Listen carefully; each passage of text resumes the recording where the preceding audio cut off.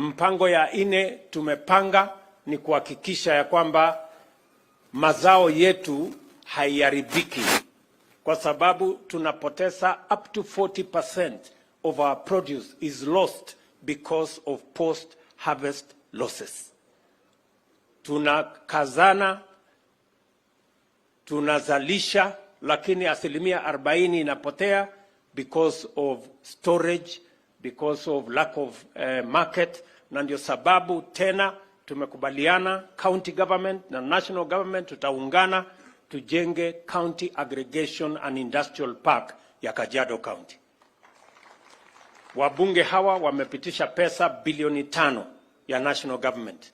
Mimi nataka speaker na county assembly mupitishe pesa kiwango yenu ambayo mtapatia governor, kwa sababu tayari tumetangaza county aggregation and industrial park itakayo kutusaidia kwa mambo ya cost of living, kwa kupunguza mazao yetu ambayo inapotea na mazao ambayo tayari tumezalisha.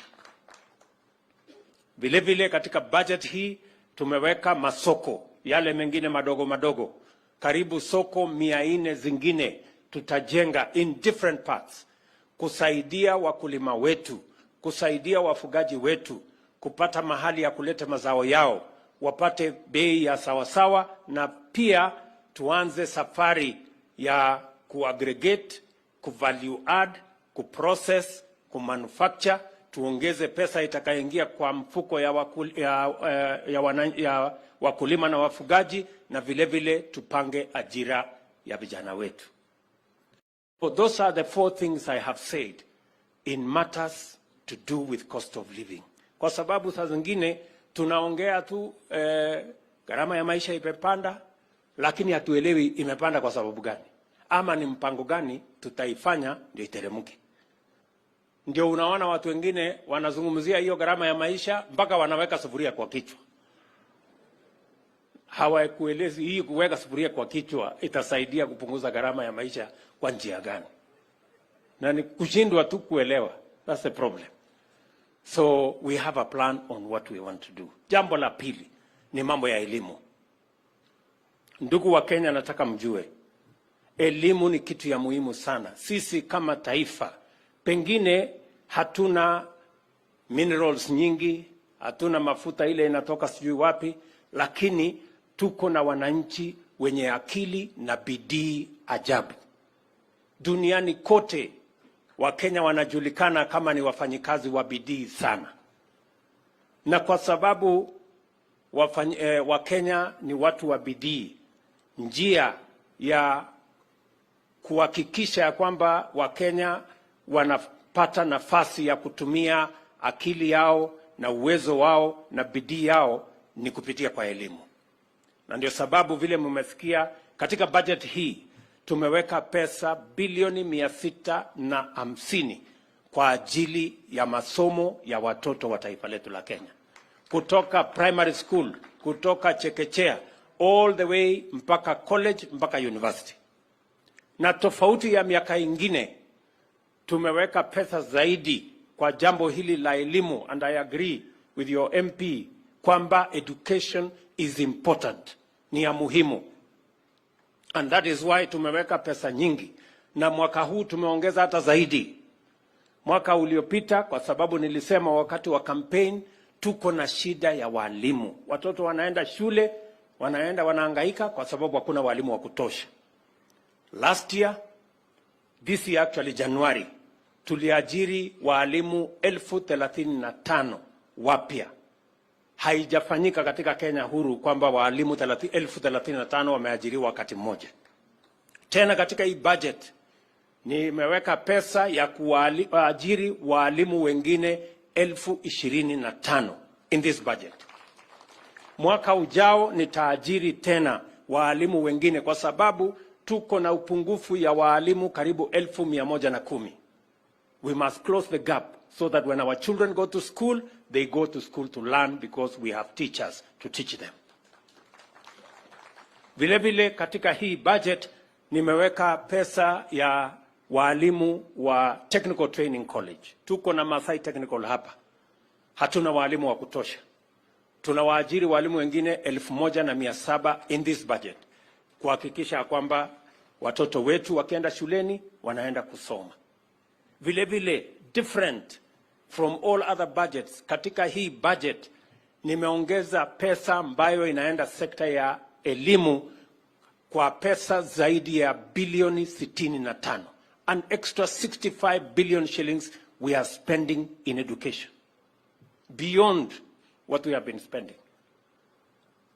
Tumesema ya kwamba watoto wetu ambao wanasoma hapa Masai Technical, all our TVETs kwa Kenya, tulikuwa tunawapatia pesa bilioni 5 na laki 5.2 billion every year. Kwa hii budget tumeongeza kutoka 5.2 kupitia kwa pesa ambayo tumeweka Higher Education Loans Board, pesa ambayo tumeweka na kubadilisha. Tumesema hatutakuwa tunapatiana pesa ati kwa college ama university kama grant. Hapana. Sasa tumebadilisha, tunapatia kila mwanafunzi scholarship, pesa ya serikali. Na kupitia hiyo mpango tumeongeza pesa ambayo itakuja college, Masai teachers hapa na colleges zingine zote, from about 5.2 billion to 10 billion, because education of our children is important. Universities zetu zilikuwa karibu zinakufa kwa sababu hawakuwa wamepatiwa pesa ya kutosha. Walikuwa wanapatiwa 44 billion, wanahitaji 80 billion. Kwa hii budget tumeongeza pesa ambayo itaenda universities through scholarship, through grants, through loan, kutoka 48 billion mpaka 82 billion ambayo itaenda katika universities zetu, ili watoto wetu wote wasome. And we want to make sure, universities zetu zilikuwa na matatizo makubwa sana. Tumefanya mkutano karibu 10 na university councils, vice chancellors, na tumekubaliana vile masomo ya watoto wetu itaendelea mbele. So nataka niwaambie waheshimiwa wabunge, msikuwe na wasiwasi na masomo. Nimepanga vizuri mambo ya masomo. So Elijah, relax. Nimepanga vile wewe umesema vizuri, elimu ni mzuri. Ni ya maana. Na nimeweka hapo mpango mzuri. Ungenisaidia tu kupitisha. Unaona sasa umeharibu tu na mambo yako yote nilikuwa nimeweka ndani. Umesema kuruhusu kidogo, lakini polepole tutasaidiana. So mambo hiyo tumepanga namna hiyo. Ya mwisho kwa mambo nataka nimesema mambo ya cost of living, nimesema mambo ya elimu, na elimu hiyo ni muhimu sana kwa sababu tunataka kusukuma vijana wetu wakienda shuleni wanapata elimu. Mimi nataka niulize wabunge pia, na nyinyi tusaidiane katika pesa yenu ya CDF, mtusaidie ili tuhakikishe ya kwamba hiyo pesa inatumika kwa njia mzuri, madarasa ipatikane, ndio nikiajiri walimu, madarasa iweko, ndio tupeleke watoto wetu shuleni wasome, wasiende kuhangaika kwa jua ama kwa mvua ama kwa mahali iko matope. Tusaidiane pamoja. Si namna hiyo jameni? Jambo la tatu nataka nizungumzie ni mambo ya ajira. Sote tunakubaliana kama Wakenya ya kwamba tuko na Wakenya zaidi ya milioni 5 wamemaliza shule hawana ajira. Ni kweli ama si kweli? Wanaongezeka watoto wanaotoka shuleni, wanaotoka university, wanaotoka colleges zetu ni karibu watoto 1,800 kila mwaka. Pia wao wanaingia kiwanjani na hakuna mpango sawa ya ajira. Ni vizuri tupange masomo, lakini ni vizuri hata zaidi tupange masomo wakikamilisha wawe na mpango ya ajira. Na ni responsibility yetu kama serikali na kama viongozi tupange hawa watoto wetu wakitoka shuleni, wakitoka TVET, wakitoka university, we must have a practical, intentional, deliberate plan on where these young people with their education, armed with their knowledge, armed with their skills, armed with their competence, what they are going to do. Otherwise, hawa ndio wataenda kuhangaika, wataingia mtaro kwa sababu ya pombe, wamekosa namna, wataingia kwa madawa, wale wataingia kwa uhalifu, na tutapoteza vijana wetu. We must have a plan. Tunaelewana jameni? Tuko na mpango mara 4 ya vile ya kupanga ajira ya hawa vijana wetu. It is good for me to explain so that leaders can understand and Kenyans can hold us to account. Nimeweka mpango, tunaongea saa hizi, tumeongea na watu wa Ujerumani, tumeongea na watu wa Marekani, tumeongea na watu wa Canada, tumeongea na watu wa UAE na the whole of that region, ya kwamba na wametuuliza ya kwamba tuwapatie vijana wetu watakao kwenda kufanya kazi huko. Saa hizi kama serikali tunapanga bilateral labor agreements. Tunataka vijana wetu wakienda huko lazima tukubaliane mbele hawa vijana watalipwa pesa ngapi. Hatutaki tena watoto wetu waende huko, waende wahangaike, tusikie ile maneno tumekuwa tukisikia hapo nyuma.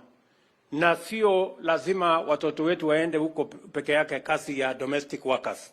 Tuko na watu wengi, tuko na watu skills, tuko na clinical officers, tuko na nurses, tuko na madaktari, tuko na engineers, tuko na plumbers, tuko na watu wengi.